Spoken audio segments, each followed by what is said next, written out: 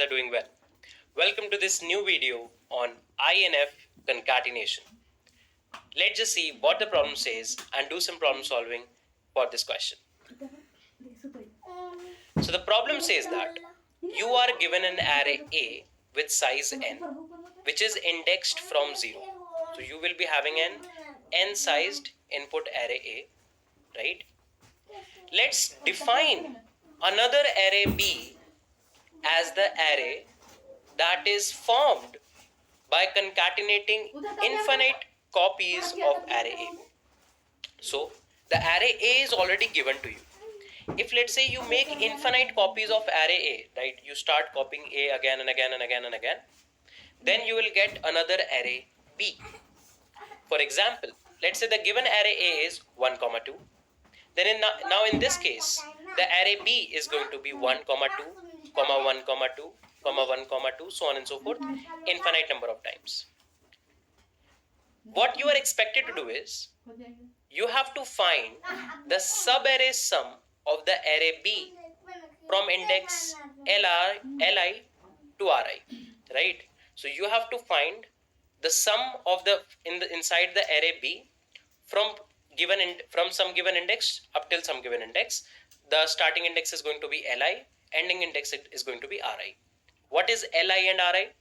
So actually, L and R are also going to be given to you as an array.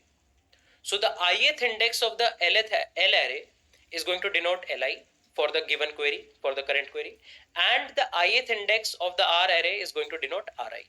So it is written as well that L and R are arrays of size q, which is equal to the number of queries, denoting the initial and the ending index. L denotes the initial index, R denotes the ending index of the ith query. So L at I is going to denote the initial index of the ith query.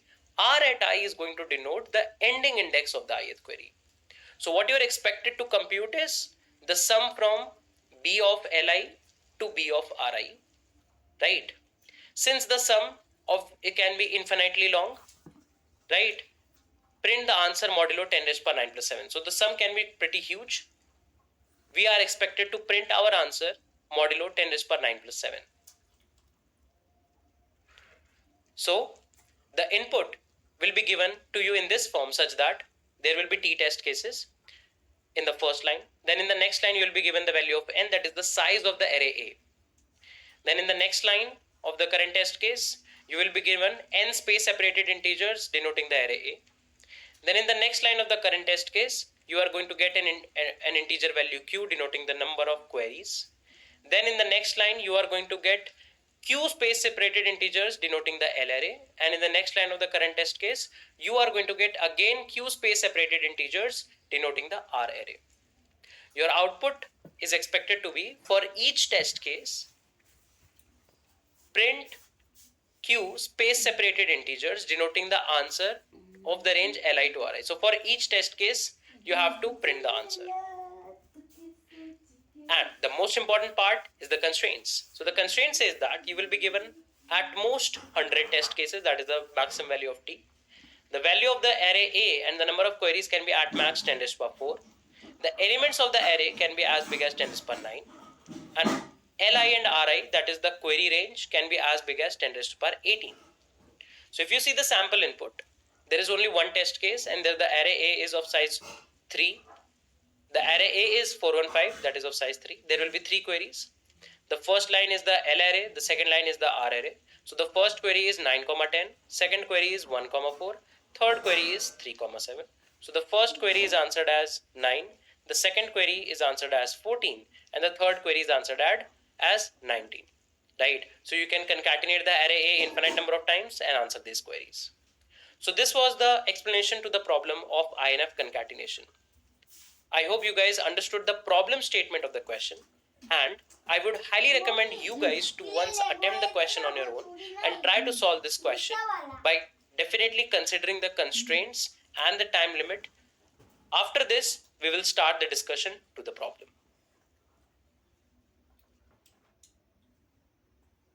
Okay, so I hope that you guys have given a fair attempt to solving the question and thinking about the logic. So let's just try to understand the test case, given test case first, then we'll see what can be done here. So the test case says that the given array is 415. You will be given Q queries, that is 3 queries, and this is L and this is R. So the first query, if you write the first query, query 1, this is 9 comma 10. Query 2 is 1 comma 4.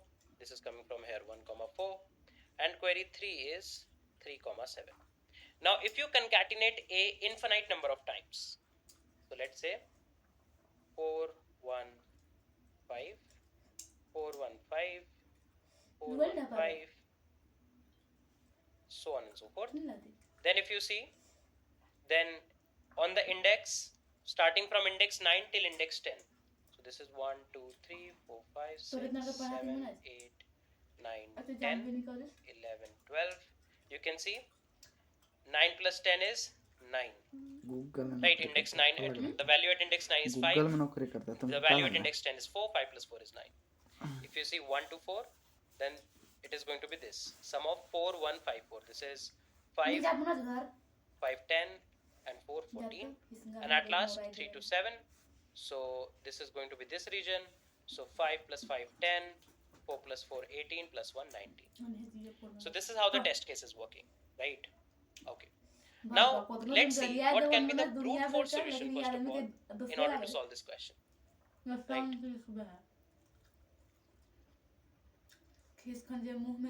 The brute force solution says that actually concatenate the given array. Let's say the array A is A1, A2, so on and so forth, AN. The brute force solution says that actually create a big array B,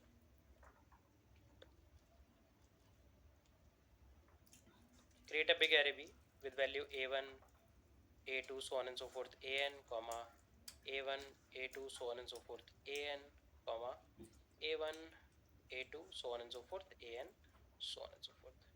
This will be the actual implementation of array B, right? You have concatenated it infinite number of times, and then whatever query comes to you, some query Qi comes where you have a value Li, comma Ri. So whatever the query comes, what you can do, you can actually go to the Lith index and the Rith index and start summing this contiguous cross section of the array B, right? But this solution won't work. Why? Because we know that this query elements can be pretty huge, and this array B can be very very huge, even it can exceed 10 raised per 8 space. So this is something that will not be I would say implementable, and will also give you MLE as well as TLE both, right? But the brute force can give us some hints. The brute force is giving us a hint that we have to go on for a contiguous cross section of the memory and get the sum of the array B, right? So we have to get the sum of the contiguous cross section of B, that is Li comma Ri, right? So if you will be writing a function sum that will take L and R, it is going to return B of L plus 1 plus B of L plus 2, so on and so forth, B of R, right? This function is going to do this. And if you try to directly implement this function, this will be implemented in linear time. This will be order of n for one query. But I'm going to give you an advice that is going to be really, really helpful in a lot of problem solving. Whenever there is a contiguous cross section summation or XORing is expected to be implemented, we can use prefixes. So whenever we are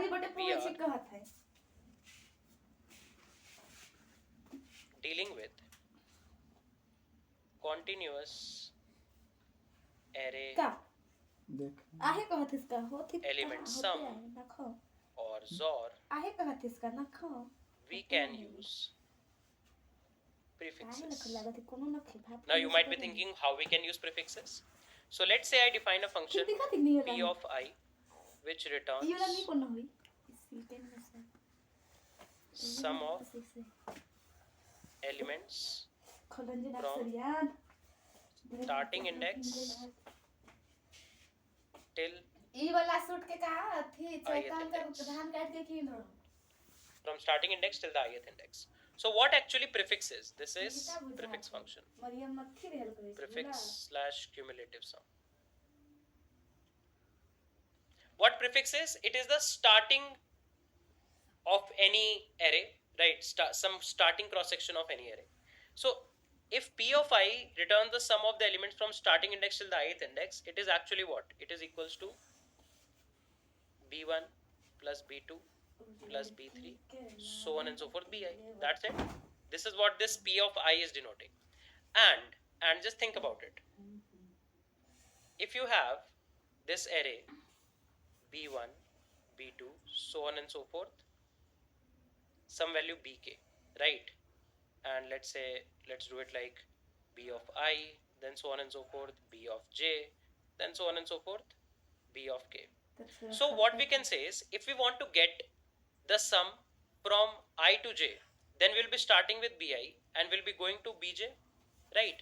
But what we can do is, if we can convert this to prefix sum array, that is P1, P2 till Pi till Pj till Pk, and we can get the sum of these two regions, right?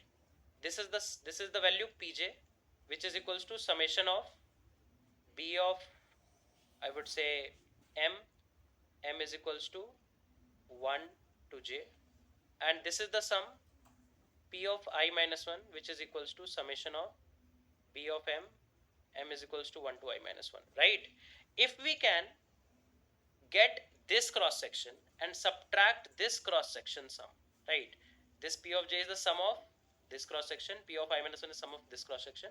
So from this sum Pj, if we can subtract Pi minus 1, we will be able to get the sum from Pi to Pj, right? This is going to be really very helpful to us. So what we can write is sum of L to R. Similarly, for any L to R, we can write it as P of R minus P of L minus 1, where this P is the prefix sum function, right? And what we can do, if we have pre-computed this prefix sum, then we can answer sum of L comma R in order of one time, right? Because this is just a subtraction operation. So this concept is going to be really very helpful. Now you might be thinking that, okay, even if we know that prefix sums can give us some contiguous cross section sum, still how we can generate such a big array B? Now I am saying that actually whenever you will get a query Qi where you will get Li comma Ri, then actually you have to return what? Prefix of B of Ri minus prefix of B from Li minus 1. This will be the answer to the query, right? So if we are able to get that, how we can get prefix sum of any index k, how to calculate prefix sum inside the array B till some index k without actually generating the array B. How to calculate this prefix value till some index k without actually generating the array? Now this is going to be pretty straightforward, right? Why? Because prefix in the array B till the index k is going to be equal to what? B1 plus B2, so on and so forth till Bk. Can I say that? And this can be written as A1 plus A2, so on and so forth, An, then again repeated A1 plus A2, so on and so forth till An, and so on and so forth, right? Because this B array is actually concatenation of the array A only, right? That means if you have the sum of all the elements of the array A. Let's say sum of all elements of array A is equals to some value Z. This is, let's say, equals to Z. Then let's say if you have this Z value, then inside the sum of array B, the sum of array B starting from 1 to K, this Z, some part will be having the sum Z, then again some part will be having some Z, so on and so forth, right? Because some part is actually this A1 to N, then again some part is exactly A1 to N, then again some part is A1 to N. So there will be some part having the sum Z, there will be some part having the sum Z, some part having the sum Z, and maybe some part will be left after it. So let me give you an example. So in our given example, the array A was 415, right? This was 415. When we create the array B, 415, comma 415, comma 415, so on and so forth,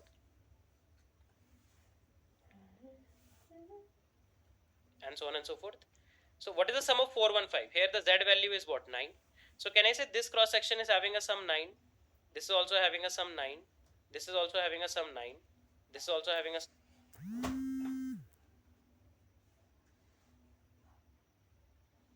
ending at this index R. I want to get the sum of B from this index L and this index R, because L is always going to be 1, because we want to get the prefix of B, right? So this L is always going to be 1. So देखना और काटो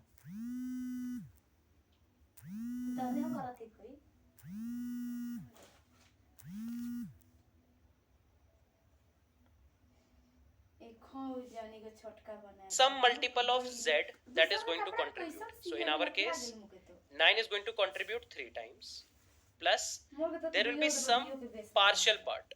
There will be some partial part of the sum, that is 4 plus 1, right? This multiple of Z. This is something that we have to think about, right? And I believe this is pretty straightforward. This is going to be equal to R by Z. This will be the multiple of Z in the sum, right? And how to get that? We just need the partial sum of these two indexes. That is also pretty straightforward. We can just calculate the modulo, right? We can just calculate the modulo value. So here you can see R is what? This is 3, 6, 9, 10, 11. So if you do 11 mod 9, this value is going to be equal to 2. That means for the first two indexes, I want the partial sum. And again, how can you get the sum in a very efficient manner?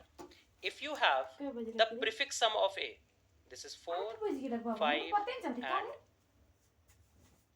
10, right? So if you have the prefix sum, then prefix, this is, let's say, prefix of A. So if you do P underscore A,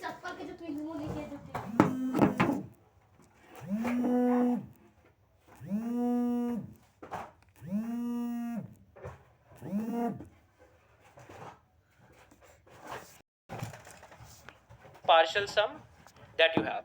So overall the approach becomes, you don't have to actually create the array B. If let's say in the query QI you have Li, comma Ri, what you have to do is, you have to just get prefix B of Ri minus prefix B of Li minus 1. For calculating any prefix B,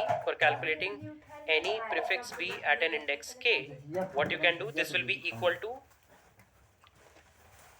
K, sorry, this will be equal to Z by K multiplied by, this is the multiple, and the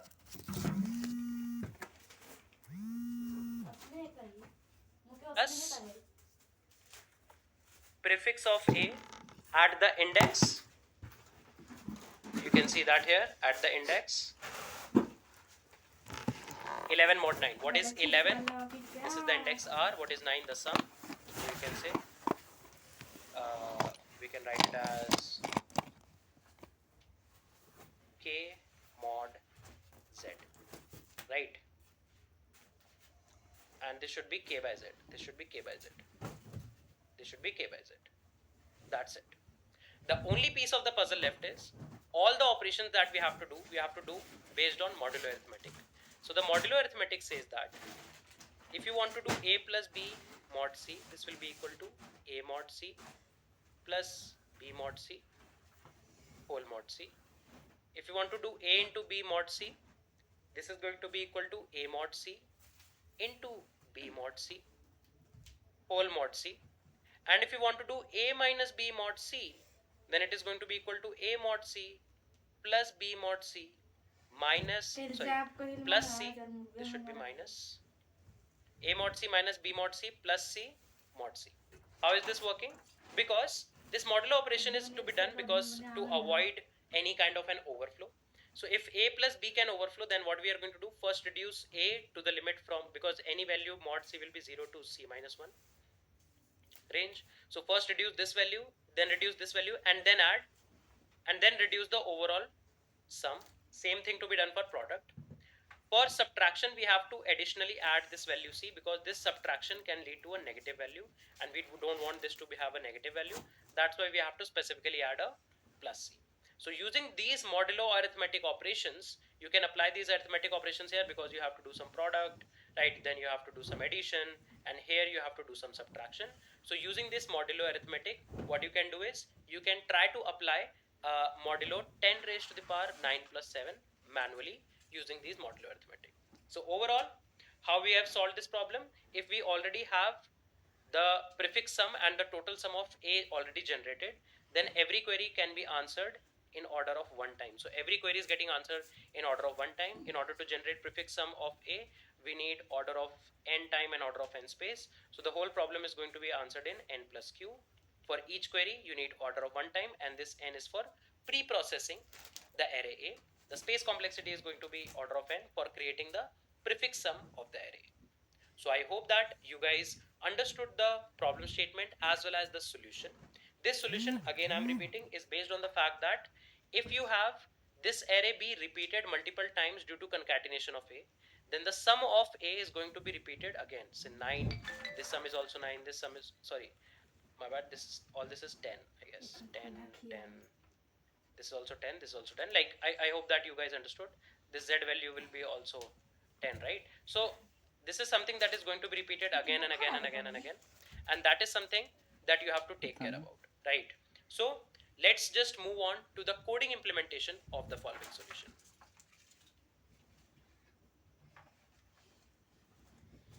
So guys, let's just start the coding implementation for the problem INF concatenation. Before I actually start coding the solution, I would highly recommend you guys to first attempt the problem once, so that you can get a better gist and a better grip on the overall solution to the problem. And if you have given a fair attempt, so let's just start. So first of all, let's just write the code for taking the input from the user, right? So we are going to set up our standard input at the dot resume. So process.stdi and dot resume. This is going to ensure the fact that we are going to continuously take on the standard input. Then we are going to set the encoding of the input to UTF-8, so that anything that you are giving as the input is either converted to UTF-8 or is already in UTF-8. Then we are going to keep an input string. This is going to store the whole input in itself. Now we are going to have a current line. This is going to ensure the fact that what current line of the input we are at. We are going to also take a value m, which is 10 raised to the power 9 plus 7. This is going to help us to take the modulo. Then on the data event, what we are going to do, we are going to one by one keep on taking the input and store it inside the input string. Then as soon as the end event hits, that is the user has given all the input, we'll start the processing. But before processing, we are going to first trim the given input string. Then we are going to split the string based on new line, and then we are going to map the string, because this splitting is going to convert it into an array, and inside the array we are having strings. We are going to trim those strings as well, and at last we are going to call our solve function, and inside the solve function we have the core logic. Before implementing the solve function, we will also implement the read line function, which is going to take the input from the input string at whatever current line we are at, and the current line is going to refer to the index of the input string array, and then we are going to move to the next current line, so for the next input iteration. Then we are going to implement the function val, which is actually going to implement the core logic of the problem.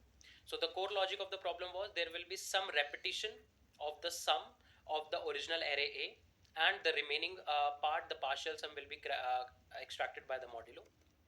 So x mod n is the length of the original array A, and x is the index till which you want the sum. So x mod n is going to give you that index, that is that partial index, and sum is the prefix sum of the original array A.